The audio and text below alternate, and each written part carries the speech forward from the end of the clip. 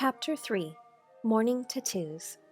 In the spring, Reddy Woodpecker liked to drum. He never felt that a pleasant day was rightly begun unless he played a tattoo early in the morning. So upon his arrival in Pleasant Valley, he began promptly to look around for a good drumming place. It wasn't long before he discovered a strip of tin nailed upon the roof of Farmer Green's barn. "Ah!" cried Reddy, the moment he spied the treasure. "Just what I need." And settling himself down upon it, he hammered out a long, rolling tattoo with his strong bill. It mattered not to him that Farmer Green's family was sound asleep. He didn't care whether he disturbed anybody. He liked to hear his own drumming, and he intended to drum. "This is the finest drumming place I've ever had," Reddy Woodpecker cried aloud. "I don't care if the neighbors are disagreeable to me. I'm glad I came here to spend the summer." So he made good use of that bit of tin with which Farmer Green had mended the roof of the barn. Each morning, if it wasn't raining, he flew to the barn to beat his tattoo. And he began to speak of "my tin" and "my roof," and even of "my barn." Then, one morning, Reddy was a bit lazy. He was late about his morning drumming, and before he had left the orchard where he had decided to live, he heard a sound that gave him a great start. From the direction of the barn came a rolling beat which filled him with dismay. "Who's that drumming?" he exclaimed. "It can't be myself, because I'm here in the orchard."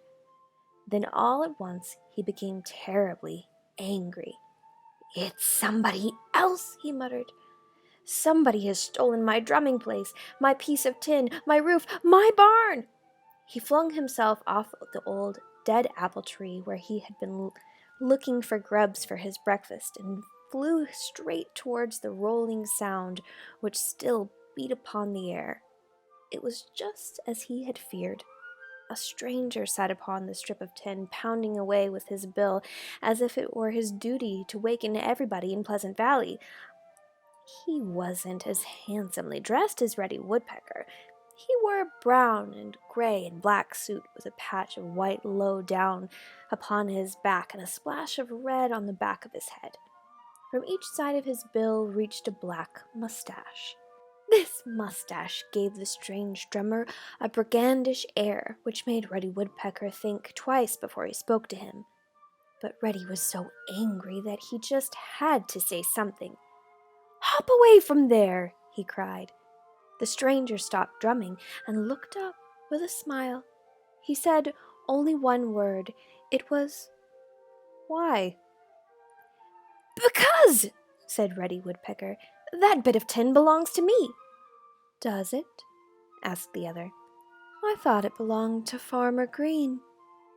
Reddy Woodpecker noticed that the stranger was bigger than he was, and that fact, as well as the fierce mustache, made him hesitate again.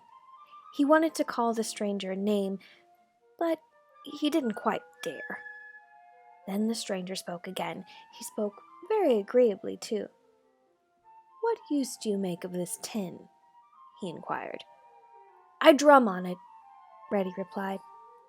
"Oh," said the gentleman with the mustache, "why didn't you say so before?" And he bowed and scraped in a most polite fashion. "I resign," he cried. In another moment he was gone. Reddy Woodpecker hastened to beat his morning tattoo upon the tin, and while he was drumming he noticed a barn swallow watching him. "Who was that chap that just left?" he asked. "Don't you know him?" Mr. Barn Swallow exclaimed. "That's Mr. Flicker." "Huh," Reddy Woodpecker grunted. "I don't think much of his drumming." "Well, you ought to," remarked Mr. Barn Swallow. "Why?" "Because he's a distant cousin of yours," Mr. Barn Swallow explained. "He belongs to the Woodpecker family."